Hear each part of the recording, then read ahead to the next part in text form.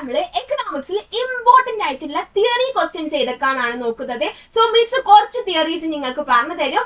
ഒരിക്കലും അത് നിങ്ങളുടെ എക്സാമിൽ നിങ്ങൾ പോകുമ്പോൾ മിസ് ചെയ്യരുത്.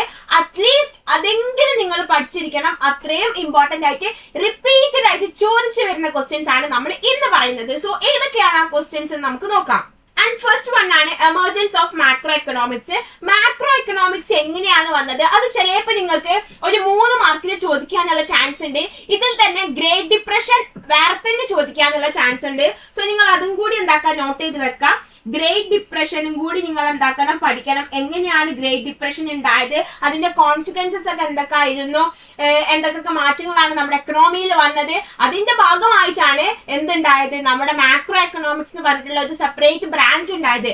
സോ ആ ഒരു രീതിയിലായിരിക്കണം നിങ്ങൾ എന്താക്കേണ്ടത്, എഴുതി കൊടുക്കേണ്ടത്. ദെൻ നെക്സ്റ്റ് വൺ ആണ് എന്ത്, സെൻട്രൽ ബാങ്കിന്റെ ഫംഗ്ഷൻസ് എന്തൊക്കെയാന്നുള്ളത്. നമുക്കറിയാം കറൻസി ഇഷ്യൂ ചെയ്യുന്നത് എല്ലാ ബാങ്കിന്റെയും ബാങ്കാണ്. അങ്ങനെ കുറച്ച് ഫംഗ്ഷൻസ് നമ്മുടെ സെൻട്രൽ ബാങ്കിനുണ്ട്. ആ ഫംഗ്ഷൻസ് നിങ്ങൾ എന്തായാലും പഠിച്ചിരിക്കണം. അത് ചിലപ്പോൾ നിങ്ങളോട് ലിസ്റ്റ് ചെയ്യാൻ വേണ്ടി മാത്രമായിരിക്കും ചോദിക്കുക. അപ്പൊ നിങ്ങൾ എക്സ്പ്ലനേഷൻ എഴുതേണ്ട ആവശ്യമില്ല. ജസ്റ്റ് ഏതൊക്കെ കാണുന്നുള്ള ആ ഒരു 7-8 ഫംഗ്ഷൻസ് ഉണ്ട്, അത് നിങ്ങൾ ലിസ്റ്റ് ചെയ്ത് കൊടുത്താൽ മാത്രം മതി. ദെൻ അടുത്തതാണ് എന്ത്, സെൻട്രൽ ബാങ്കിന്റെ മോണിറ്ററി പോളിസീസ്.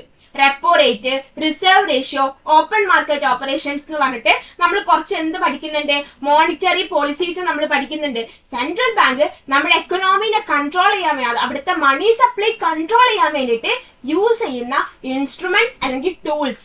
അങ്ങനെ ചോദിച്ചാൽ നിങ്ങൾ എന്ത് എഴുതി കൊടുക്കണം, റെപ്പോ റേറ്റ്. അപ്പൊ അത് നിങ്ങൾ ഒരിക്കലും മിസ് ചെയ്യരുത്. ദെൻ അടുത്തതാണ് എന്ത്, കൺസ്യൂമേഴ്സ് ഇക്വിലിബ്രിയം. വിത്ത് ഡയഗ്രാം തന്നെ അത് നിങ്ങൾ പഠിക്കണം.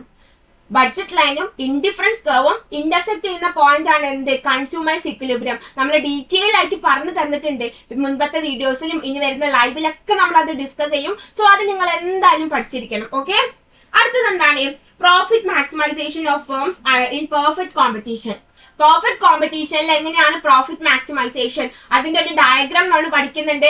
ആ ഡയഗ്രാം യൂസ് ചെയ്തിട്ട് അത് എക്സ്പ്ലെയിൻ ചെയ്യാൻ നിങ്ങൾ എന്താക്കണം, പഠിച്ചിരിക്കണം. ദെൻ അടുത്തതാണ് എന്ത്, ഗ്രോസ് ഡൊമസ്റ്റിക് പ്രൊഡക്റ്റിന്റെ ലിമിറ്റേഷൻസ്.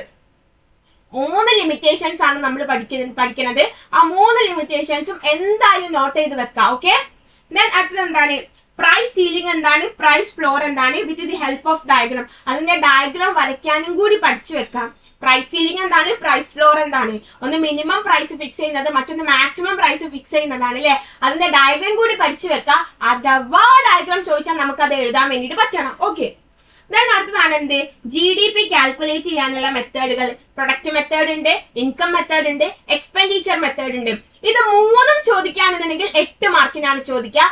അല്ലെങ്കിൽ ഒന്നാണ് ചോദിക്കുന്നത് എന്നുണ്ടെങ്കിൽ 3 മാർക്കിനോ 2 മാർക്കിനോ ആയിരിക്കും ചോദിക്കുക.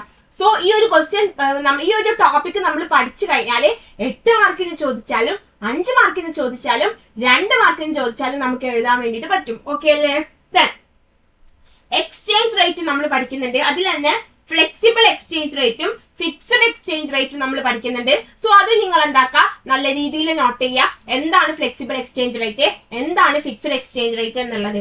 പിന്നെ നമ്മൾ മൈക്രോ എക്കണോമിക്സിന്റെയും മാക്രോ എക്കണോമിക്സിന്റെയും ഡിഫറൻസ് അതെന്തായാലും പഠിച്ചു വെക്കുക. എന്തായാലും ചോദിച്ചു വരുന്ന ഒരു ക്വസ്റ്റ്യൻ ആണ് എന്ത്, അതിന്റെ ഡിഫറൻസ്. എക്സാമ്പിൾസും കൂടി പഠിച്ചു വെക്കുക. ചിലപ്പോൾ നിങ്ങൾക്ക് കുറച്ച് കാര്യങ്ങൾ തരും, ഇതിൽ മൈക്രോ ഏതാണ് മാക്രോ ഏതാണെന്നുള്ളത്. ആ ഒരു സംഭവങ്ങൾ നമ്മൾ ക്ലാസിഫൈ ചെയ്ത് എഴുതാൻ വേണ്ടിയിട്ടായിരിക്കും നമുക്ക് ചോദിക്കാം. ദെൻ എന്താണ്, ഇൻഡിഫറൻസ് കർവിന്റെ ഫീച്ചേഴ്സ് എന്തൊക്കെയാന്നുള്ളത്. ഒരു 4 ഫീച്ചേഴ്സ് ഉണ്ട്. 4 മാർക്കിന് ചോദിച്ചു വരുന്ന ഒരു ക്വസ്റ്റ്യൻ ആണ് ഇൻഡിഫറൻസ് കർവിന്റെ ഫീച്ചേഴ്സ്. അതും നിങ്ങൾ എന്തായാലും പഠിച്ചു വെക്കാം. ഓക്കെ അല്ലേ. ഓക്കെ, നമ്മൾ ഒരു കാര്യം കൂടി വിട്ടുപോയിട്ടുണ്ട്. അതായത് നമ്മുടെ circular flow of income. Circular flow of income നമ്മളൊരു ഫ്ലോ ചാർട്ട് ഒക്കെ പഠിക്കുന്നുണ്ട്. അതും നിങ്ങൾ എന്തായാലും പഠിക്കണം കേട്ടോ, ഒരിക്കലും മിസ് ചെയ്യരുത്. 3 മാർക്കിന് ചോദിക്കുന്ന ഇമ്പോർട്ടന്റ് ആയിട്ടുള്ള ഒരു ക്വസ്റ്റ്യൻ ആണ് എന്ത്, സർക്കുലർ ഫ്ലോ ഓഫ് ഇൻകം എന്ന് പറയുന്നത്. സോ ഇത്രയും തിയറീസ് നിങ്ങൾ എന്തായാലും പഠിക്കണം, ഒരിക്കലും മിസ് ചെയ്യരുത്. ഇത് മാത്രം എന്നല്ല പറയുന്നത്, ഇതൊരിക്കലും നിങ്ങൾ മിസ് ചെയ്യരുത്. ബാക്കിയുള്ളതൊക്കെ നിങ്ങൾ പഠിക്കുക, ഇതൊരിക്കലും നിങ്ങൾ മിസ് ചെയ്യരുത്. സോ നല്ല രീതിയിൽ എല്ലാവർക്കും എക്സാം എഴുതാൻ കഴിയട്ടെ എന്ന് ആശംസിക്കുകയാണ്. അപ്പോൾ ഓൾ ദ ബെസ്റ്റ്.